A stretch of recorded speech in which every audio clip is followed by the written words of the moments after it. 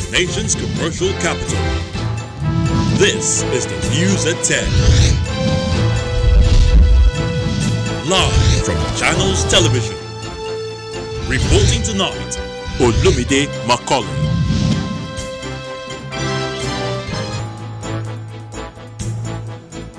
Hello and welcome.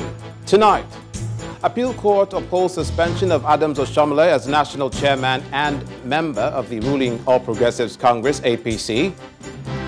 And just before that verdict, Edo State Governor Godwin Obaseki and his deputy Philip Shuaibu dump ruling All Progressives Congress. Meeting between striking resident doctors and federal government delegation ends in deadlock, while doctors say no agreement was reached. Minister of Labour insists it was successful. Lagos State Governor stops planned reopening of churches and mosques over rising cases of COVID-19 and disregard for safety precautions. And scientists hailed dexamethasone as life-saving and possible cure for coronavirus. Plus, business and news from Abuja, the FCT, and later from our studios in London. On business news tonight, federal government sets up task force for full implementation of government integrated financial management information system. On sports news tonight, Bayern Munich emerged champions of the German Bundesliga for the 8th straight season.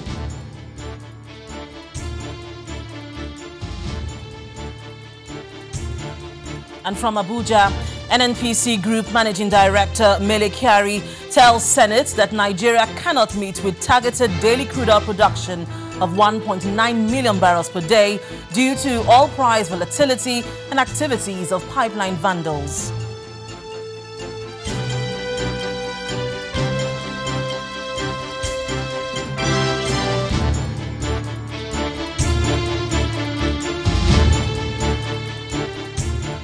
The Court of Appeal sitting in Abuja has affirmed the suspension of Comrade Adams Oshomole as a member and national chairman of the All Progressives Congress. Ruling on the interlocutory appeal filed by Mr. Oshomole, the appellate court upheld the decision of the Federal Capital Territory High Court delivered by Justice Danlami Senchi, which in March ordered his suspension and restrained him from parading himself as the party's national chairman. In a unanimous judgment on the first appeal delivered by Justice Eunice Onyemanam, the court held that the FCT High Court had territorial jurisdiction to entertain the suit. The court also withdrew his rights and privileges as national chairman, including his security detail. In the judgment on the second appeal delivered by Justice Mohammed Lamido, the court disagreed with Comrade Oshomole that their right to fair hearing was breached by the trial court. It further held that the suspension of Mr. Oshomole from Ward 10 of Isako, local government of Edo State, was ratified at the ward, local and state government levels as required by law. Just before the court upheld the suspension of Mr. Oshomole, the unfolding political drama in Edo State culminated in the state governor, Mr. Godwin Obaseki, formally resigning from the APC. The governor announced this today after meeting with the President's Chief of Staff, Professor Ibrahim Gambari, at the presidential villa in Abuja. Shortly afterwards, Mr. Obaseki's deputy, Philip Shuaibu, also announced his resignation from the APC in Benin City. Their resignations follow Governor Obaseki's disqualification from participating in the party's Edo State governorship primary. Our political correspondent, Chewon Kimbaloye, reports. The last time he was here, it was to show the president and the leader of the APC his governorship nomination forms. But today, he's back here to say his bye-byes as a member of the APC. I'm just here today to inform you that I have now decided formally to resign my membership of the All Progressive Congress. Having done that, I will now announce in the next few days my specific line of action and what platform I will be contesting the gubernatorial elections on. Governor Obaseki gives reasons for leaving the APC and blames someone for it. I'm sure the whole country knows and is aware of what has gone on with me and the party chairman, the party leadership, which culminated in my disqualification as a gubernatorial aspirant. someone who hasn't gone to school, who doesn't have certificates himself, will not even know and understand what inconsistencies in certificates are. For him, it was just to look for an excuse to take whatever decision he wants to take. And it's really sad that the party structure today gives him that sort of authority without any checks. He sure has plans for the nearest future, especially as seeking re-election. He's not ruled out in his books. I've decided to go and seek my gubernatorial aspiration on another platform. Back at home, the news of the governor's decision has traveled fast and the ripples are already making its impact. Governor Obaseki's right-hand man is taking a cue from his principal's actions. It is with great pain that I am leaving the All Progressive Congress APC that I helped and labored to build as a result of the recklessness and absolute lawlessness of Comrade Adams Aliyu Oshomole, the suspended APC national chairman. I also stand with the governor of Edo State, Mr. Godwin Obaseki. Anywhere he's taking his political ambition to, I, Comrade Philip Shaibu, will follow him. He's not alone. A few more people are joining the moving sheep out of the APC. Interesting times lie ahead in the Edo State politics. The governor in a statement today says, quote, Edo people's interests will be paramount in our final decision. He went further to say, we have not moved to any party yet, even though we are in talks with the People's Democratic Party, PDP. The decision we will eventually take will be in the best interest of Edo people and our supporters.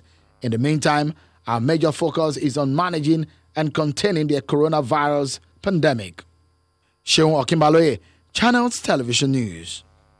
From politics to the health sector, the conciliatory meeting between the federal government and resident doctors to call off the ongoing indefinite strike by the Nigerian Association of Resident Doctors, NARD, has ended in a deadlock. Members of the striking doctors union refused to show up for the second phase of the meeting after it went into recess. The president of NARD insists the strike will be called off only after seeing tangible evidence of their demands addressed.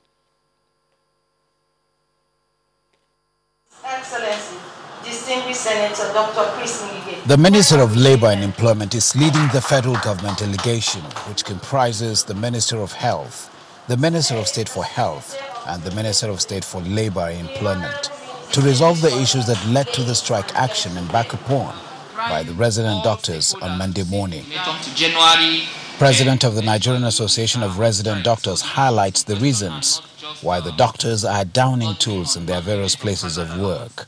I want to start with the most important issue that borders on resident doctors that led to the declaration of this strike. The first on the list is the issue of the protection and security and safety of doctors, which is the issue of life insurance. The conveners of this meeting, however, believe that most of the issues raised by the doctors have either been addressed or are currently being attended to. We had said that by Friday, all paperwork for transmission of the inducement and hazard allowances should go out to the health institutions. I have the assurances of the Minister of Finance to say again today that transmissions have been done. The meeting then enters a closed-door session and then a recess. But when the meeting reconvened, the doctors were nowhere to be found. Their position is, however, contained in this telephone conversation. I am not coming back. Others may come back. So what is the outcome today?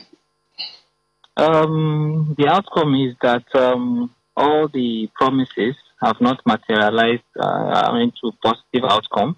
Once we are able to get a tangible outcome, a notice of meeting shall be conveyed within 24 hours to review the industrial action. Industrial action, okay. On its part, the federal government is not taking this lightly. The resident doctors have told us that they're not going to be returning to work very soon until certain other conditions are met, and we are not sure. that they will not continue extending the goalpost every time we try to reach a solution. This evening, the Ministry of Health will issue a directive to all medical directors and chief medical directors of all federal hospitals, health institutions in the country, to open up a register tomorrow morning by 7 a.m. and record all those who come to work, and all those who do not come to work will be noted down. We have an obligation as the Ministry of Health to be ready to protect the lives of Nigerians. We are not going to allow our hospitals to be fallow and our patients to be abandoned.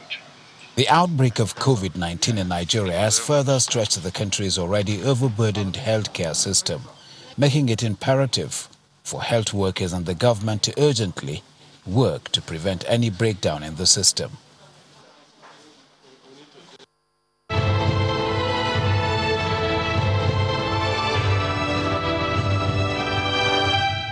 And to our ongoing coverage of the COVID-19 pandemic, the Lagos State government has announced the immediate suspension of the planned reopening of religious houses and places of worship in the state. Governor Babajide Sanwo-Olu, who announced this at a briefing today, explained that the decision was taken in line with the ongoing evaluation of evolving scenarios regarding the course of the infection in the state.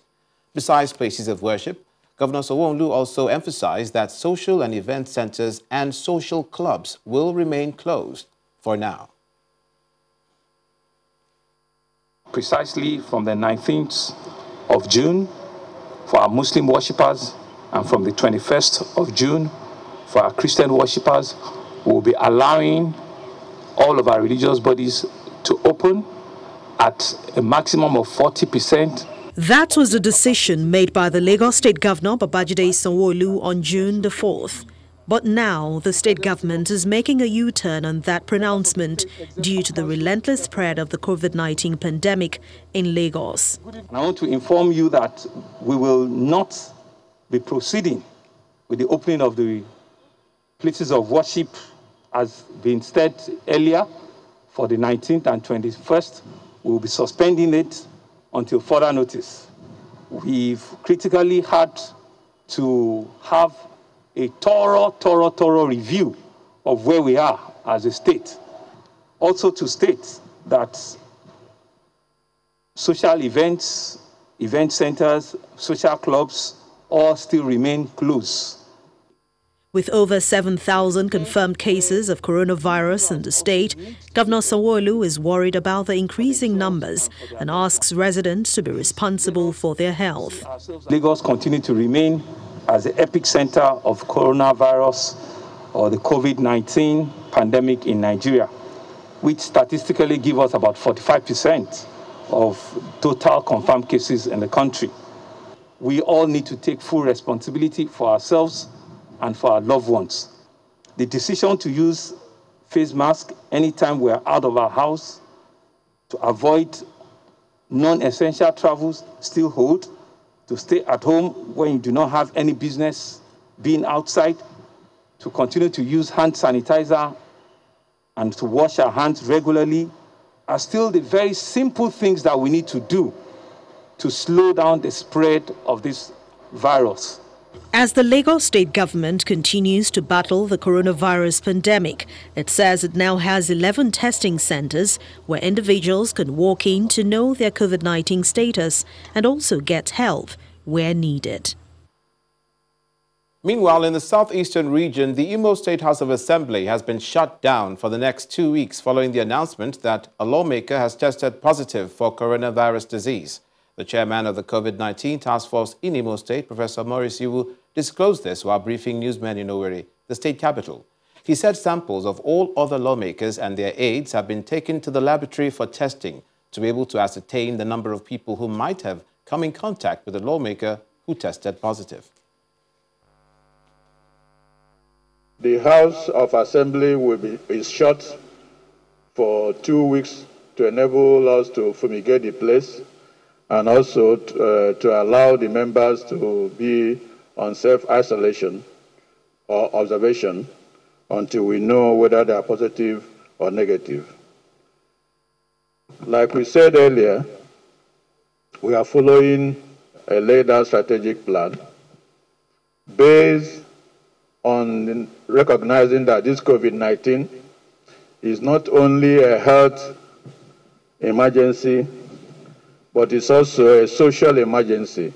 So that while we are trying to make sure that we take care of the public health crisis, we also do everything we can to prevent a breakdown of the social order.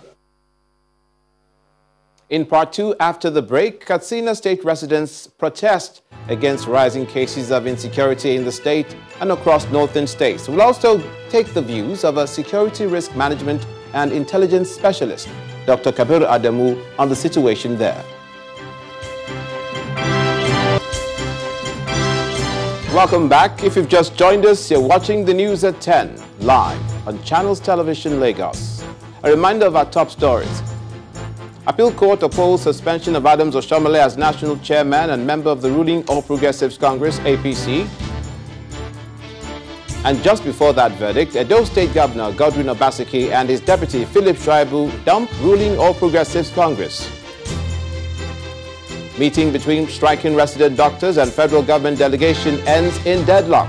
While doctors say no agreement was reached, Minister of Labour insists it was successful. Lagos State Governor stops planned reopening of churches and mosques over rising cases of COVID-19 and disregard for safety precautions. And scientists hail dexamethasone as life-saving and possible cure for coronavirus. Our website, channelstv.com, has more information on our top stories and others. Subscribe and watch Channels Television's live stream on YouTube and other social media platforms using your mobile device browser, or download the Channels TV app for Android and iOS devices from their respective stores. You can also watch us via your smart TV platforms on Apple TV, Android TV, Fire TV, and Roku.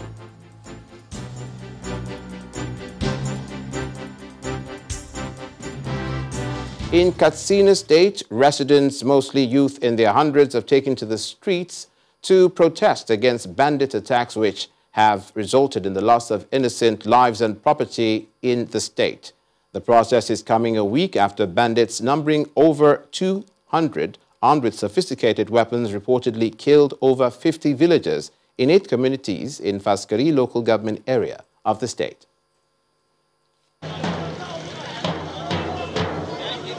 For the second successive week, protesters take to the streets in Katsina, northwest Nigeria, to voice their concerns over insecurity in the state. Barricades mounted by the police was not enough to stop the protest organized by a coalition of northern groups. Their message to the government: stop the bloodshed. Let's call a spade a spade. Let us tell ourselves the truth and let us face the reality. We have never witnessed a situation whereby security challenges is at peak level. We have never witnessed a situation whereby people are no longer sleeping with their 2 eyes closed, but rather they are sleeping with 1 eye closed and 1 eye open. But the police say the security situation is not as bad as being portrayed by the protesters. For somebody to come and say the security situation is the worst so far, he's either being mischievous or he deliberately wants to be funny. We are aware that we have challenges. These challenges are built-up challenges for over 30 years. And Nigerians being what they are, rightly or wrongly, they want problems that have been accumulated for over 30 years to be solved within a period of few days or months. Barely a week ago, over 200 bandits attacked 8 communities in Faskari local government area of the state, killing over 20 people. A visit to Faskari Model Primary School, now converted to a temporary IDP camp, tells a story of the aftermath of the attack, with 3,156 displaced persons, mostly women and children, now calling this place home. Though the care we receive here is in fact better than that in our matrimonial homes, but our prayers is that government should look at our critical condition by eliminating the bandits. While the police say they have arrested some suspects connected with a series of attacks in Katsina and neighboring Zamfara states, one of the leaders of the bandit groups is said to be at large. A bounty of 5 million naira has been announced for anyone with credible information on his whereabouts. Let's have more on the protests in Katsina now, especially concerning the security in northern Nigeria. Dr. Cabrera Adamu, a security risk management and intelligence specialist, joins us via Skype from Abuja. Thank you for joining us, Dr. Adamu. First, it was terrorism, now it's banditry, and needless killings are on the rise, particularly in the north. What are we not doing right?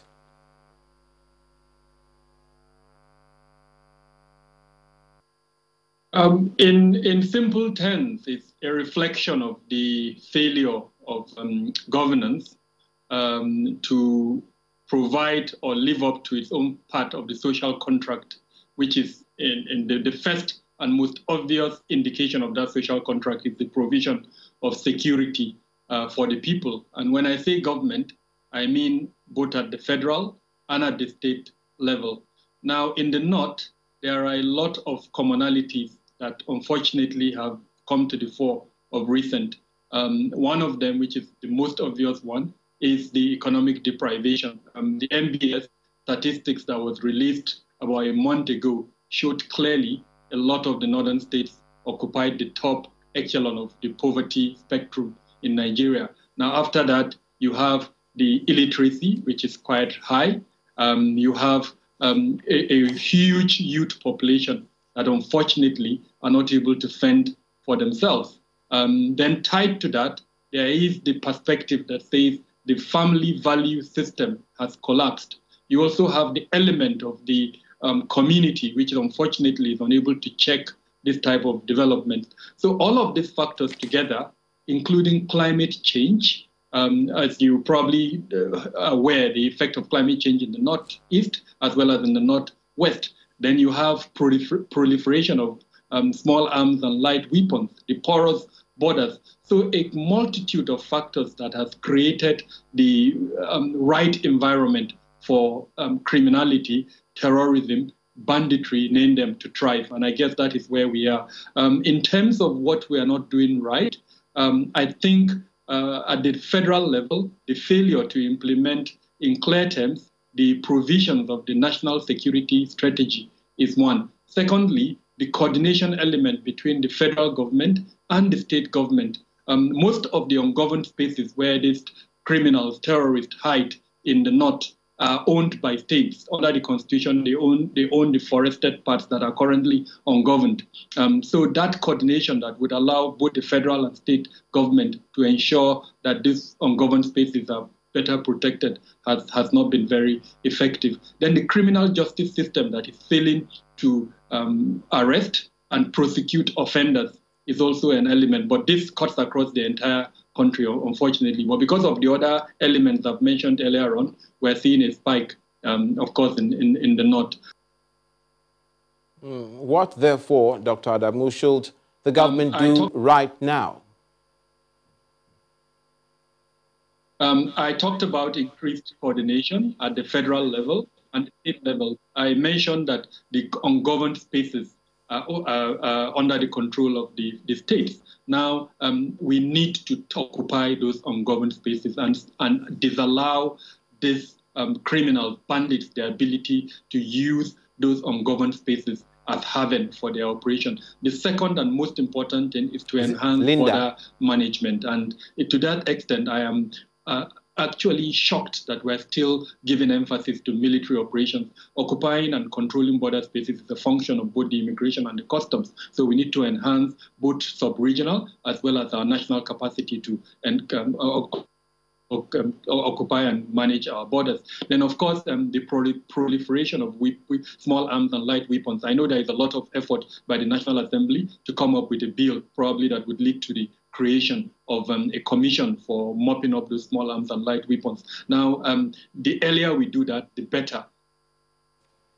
Dr. Cabrera Adamu, Security Risk Management and Intelligence Specialist, thank you for joining us on the news at 10. The federal government has asked institutions of learning to put in place preventive measures against COVID-19 before announcing reopening dates. This advice was conveyed by the Minister of State for Education, Emeka Wajuba, on behalf of the Minister, Adamu, at the 2020 virtual policy meeting on admissions tertiary institutions in Abuja. He says heads of institutions in the country do not have to wait until formal order to reopen schools before putting necessary measures in place in compliance with advisories of the Nigeria Center for Disease Control. He also commended institutions that responded promptly with different innovations, including the manufacturing of some of the facilities that were required to attend to the pandemic. While we look forward to easing the lockdown, which will ultimately lead to reopening of our campuses, I urge all heads of institutions not to wait till the announcement on reopening before putting in place all necessary measures in compliance with the protocols and advisories of the Nigerian Center for Disease Control. All institutions must, 1, have hand-washing facilities, 2, body temperature checks, 3, body disinfectants at all entry points to their major facilities, including gates, hostels, classes, and offices. 4, the whole premises of each of the institutions must be decontaminated. 5, all efforts must be geared towards maintenance of the highest level of hygiene. And 6, ensure social/physical distancing in class sizes and meeting spaces.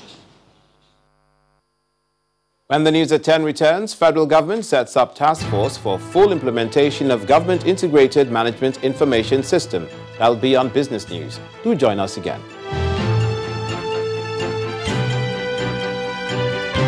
Welcome back. We now join our Abuja studios for more stories.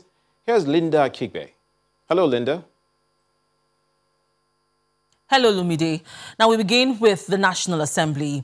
Nigeria cannot meet up with the targeted daily crude oil production of $1.9 million barrels per day set in the 2020 budget. The Group Managing Director of the NNPC, Mele Kyari, made this known during a meeting with the Senate Committee on Petroleum Downstream. He blames this shortfall on oil price volatility in the international markets and the activities of pipeline vandals.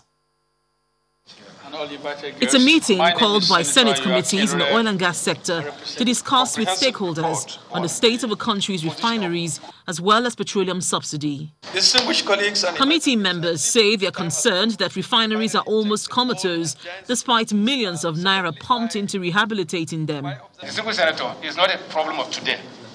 And we don't want to blame the past. Obviously not. But we know that we have not done a proper turnaround maintenance or rehabilitation of this refinery in the last 30 years. Even the refineries, we have made up our mind a business decision that we will not run these refineries. First, we will not finance it from federation money except for Tako refinery. The other two refineries, we will finance them from third-party financing partners who will use the throughput to recover their cost and then hand over the refinery at later time and they operate it.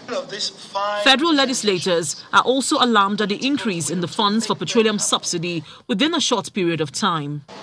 Permit me to say that it is very disheartening and worrisome the manner subsidy expenditures soared over 210% within 2 months period. Subsidy is an aberration. It should not happen. No country promotes or subsidizes consumption and succeeds. Today, our crude oil production only is at 1.48 million barrels per barrel. The total production of crude oil and condensates is somewhere around 1.7 today.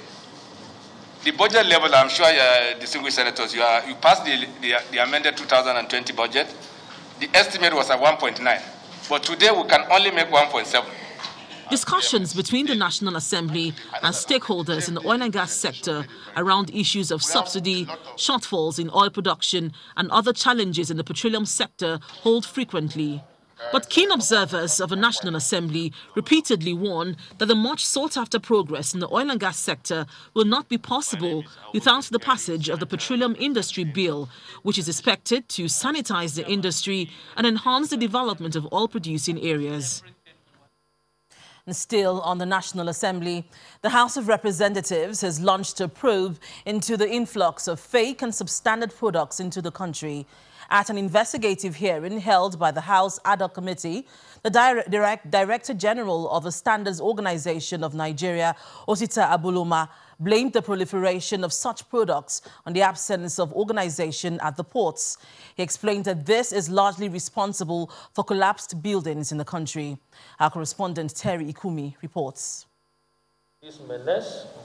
The ad hoc committee of the House of Representatives, which is investigating the influx of substandard and counterfeit products into the country, is worried that lives will continue to be lost unless standard quality check is ensured. But according to the Minister of Trade and Investment, there are numerous challenges in the way. It might become inevitable that some legislative intervention could naturally emanate that will recommend some sanctions for the management and staff in certain government agencies that are found guilty within our judicial system of not doing what they were supposed to have done. Difficulty in apprehending suspected, substandard, and life-endangering products once outside the port, facing different destinations. Cases of deliberate false declaration, outright forging of SUNCAP documents, as well as local manufacturers and importers using import permits obtained for raw materials and machinery to bring in finished goods that are most often substandard and life-endangering. The Standards Organization of Nigeria, SUN Act 2015, empowers SUN to be at all the entry points of the country for verification of all imports into the country. But that is not the case. The agency has since 2011 been out of the ports on the order of the government. It has thus been unable to carry out its statutory duties in this respect, while at the same time take and continue to receive blames for the ubiquitous presence of substandard and life-endangering products all over Nigeria. Lack of inspection leading to the substandard quality of imports, according to the SUN DG, is one of the factors responsible for the many building collapse in the country, as well as sabotage. We introduced what they call mark, identification mark for each iron produced within Nigeria. That is for the ease of tracing these ions, for traceability. Some of the manufacturers are actually copying each other's mark and sometimes reduce the quality. SUN says no other agency can carry out its functions on its behalf, and this buttresses the position of the House of Representatives to return SUN to all entry points into the country for better quality of goods and preservation of lives. Terry Ikumi, Channels Television News. Away from the National Assembly, a military court-martial has ordered the demotion and dismissal of an army general who authorized the movement of a large sum of cash reportedly stolen by soldiers who transported the money. The tribunal, headed by the Army's Chief of Policy and Plans, General Lamidi Adeosun, found Major General Hakeem Otiki guilty on 5 charges of disobedience to service orders, theft of public property, diverting operational money, and engaging in private businesses. He ordered that General Otiki, who is due to retire this year, be demoted from Major General to Brigadier General and sacked with disgrace and dishonor. Otiki was the general officer commanding the Nigerian Army 8th Division in Sokoto in July 2019 when he sent 5 soldiers to convey cash from Sokoto to Abuja by road before the money allegedly got missing. Channels Media Group has donated 700 bags of 25 kg rice to the Kano State government as part of efforts to cushion the effects of COVID-19 across the state. While handing over the relief materials to the State Commissioner of Information, the head of Channels Television's Kano Bureau, Abubakar Salihu, explains that the company is donating the palliatives as part of its corporate social responsibility. The COVID-19 pandemic continues to take its toll in different sectors of the country. To help cushion the effects of the lockdown on the poor and the vulnerable, Channels Media Group is stepping up to the plate by distributing palliatives to various states. First, it was Lagos, then Abuja, and now Kano State, which is the latest beneficiary. 700 bags of rice is available to be given. On behalf of the Channels Media Group, I hereby present these palliatives of 700 bags of 25 kg rice to the government and good people of Kano State as our contribution to the global fight against the COVID-19 pandemic. Receiving the items on behalf of the state government, the Commissioner for Information describes this gesture as laudable. We have been watching quite a number of your educative programs throughout the day, and we felt that if there is any media organization that is in the forefront of assisting the government in fighting this pandemic, I believe Channels TV is one. So we really appreciate this effort, and I want to assure the management that these items presented to us today will be utilized according to the programs and plans of government, and we have finalized arrangement, God willing. We are going to commence the distribution of another 50,000 palliatives to 50,000 households in Kano State. Kano State has already distributed palliatives to 100,000 households across 484 wards, with a target to reach 3,000 households. With this latest contribution from Channels Media Group, the state government is assuring that the items will get to those targeted in the state. And that's all from Abuja. Back to you, Lumide. Thank you, Linda. Also in Kano State, the governor, Abdullahi Ganduje, believes with the removal of the former emir of Kano, Alhaji Muhammadu Sanusi, the state is now free to carry on with its reforms. According to the governor, who was speaking at a briefing in the state capital, the former emir and some Kano elders had taken the matter to court over some procedures followed during the reform. He says the cases have been thrown out and there was no legal basis for the reforms not to continue. Reform of the traditional system, yes, some legal issues. In fact, the legal issues, reduced our speed at which we wanted to do the reform. But with the exit of the monarch, the courts have already thrown out the claim by the former Emir of Kano. Our anti-corruption is now free to try him. And I assure you, the anti-corruption will continue trying him according to law. And also the so-called Kano elders who took the government to court about the procedures followed during the reforms. That claim has also been thrown out. And now it's time for business news. Here's Anne Wagoro.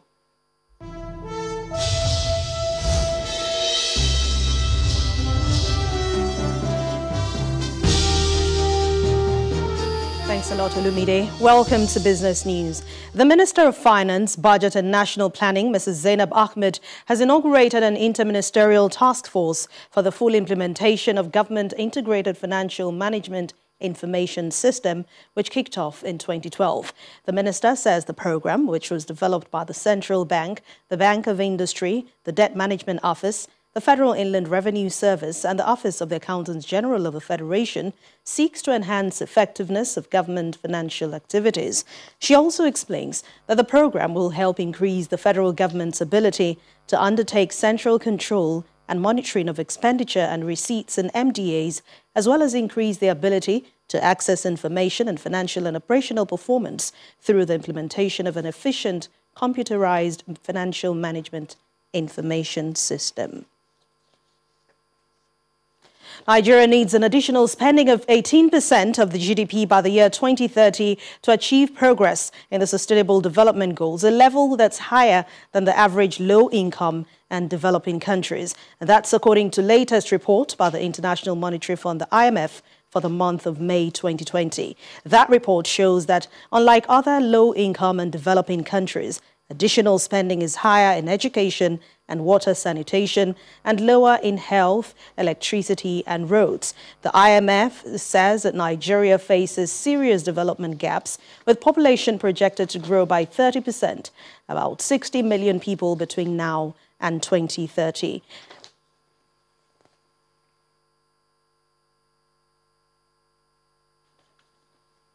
Now, the profit-taking recorded in yesterday's session at the stock market has entered a second day today. Within the week, investors are still maintaining the sentiment on key bellwether stocks. Let's hear more on those figures from Bisi Adebayo.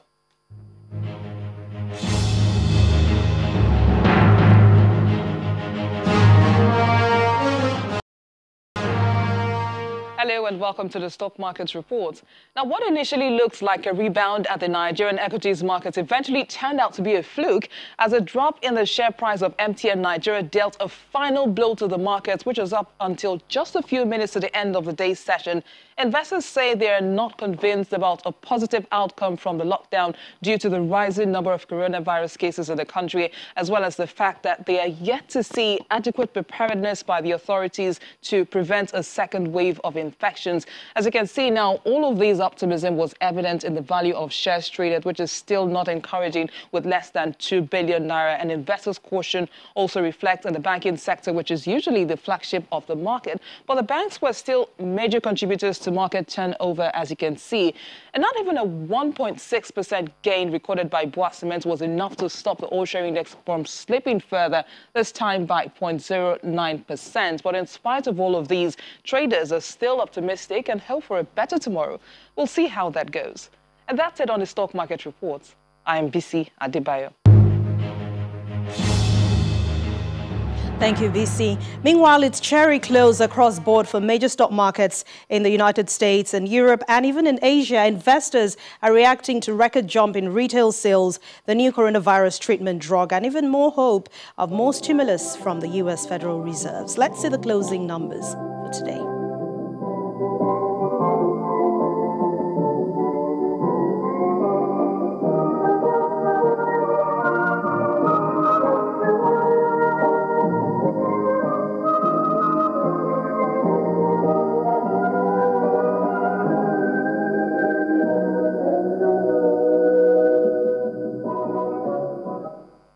That's Business News Tonight. Thank you for watching. I'm Anne Nwawadu. The rest of the news at 10 continues now with Olumide.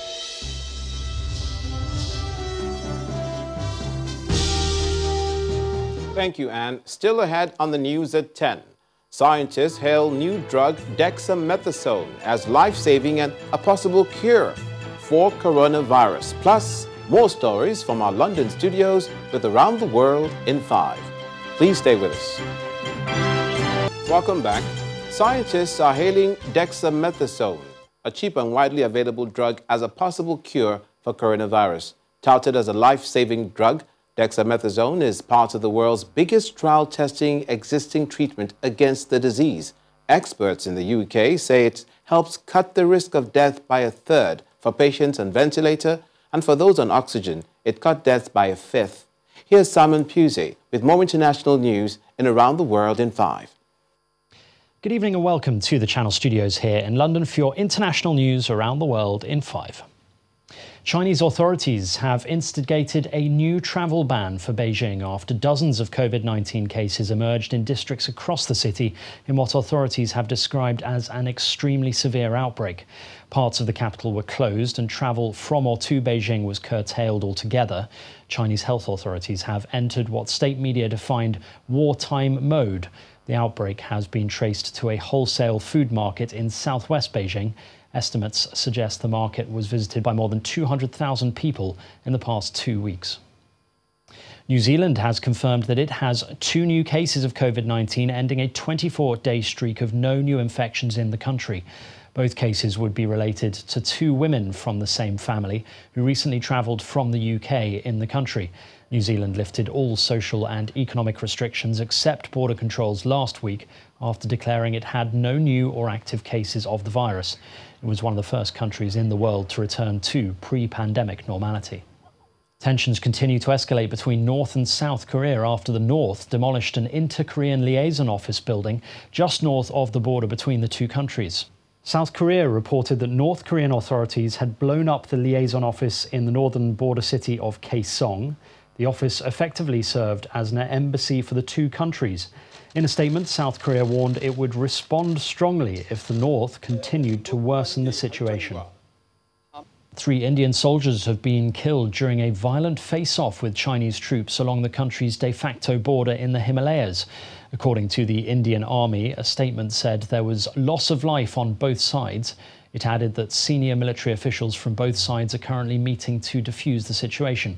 Chinese Foreign Ministry spokesman said that Indian troops seriously violated our consensus and twice crossed the borderline for illegal activities. A man has been shot and wounded during a protest near a museum in Albuquerque in the United States after reportedly trying to tear down a sculpture of a 16th century imperialist with other protesters. The shooting happened during a clash between protesters trying to pull down a statue of Juan de Ornate and several heavily armed members of a civilian militia. The statue was targeted by protesters following the demonstrations demanding racial justice sparked by the death of George Floyd. Local police arrived and detained the gunman and members of the militia after the shooting. Kenyan authorities are investigating the disappearance of medical equipment donated to help stop the spread of COVID-19. The protective equipment from the Chinese government included surgical masks, protective suits, isolation gowns and thermometers worth around $2 million. An investigation has revealed how a private company working with government officials and Chinese businessmen in Kenya took the donation when it arrived in the country. Kenya has received millions of dollars from countries and organizations around the world to help in the fight against coronavirus, including Chinese billionaire Jack Ma and the International Monetary Fund. Uganda's Electoral Commission has banned mass campaign rallies and encouraged aspiring candidates to campaign through the media instead. The Commission said the country's general elections will go ahead in January 2021, but with strict measures to protect voters against coronavirus.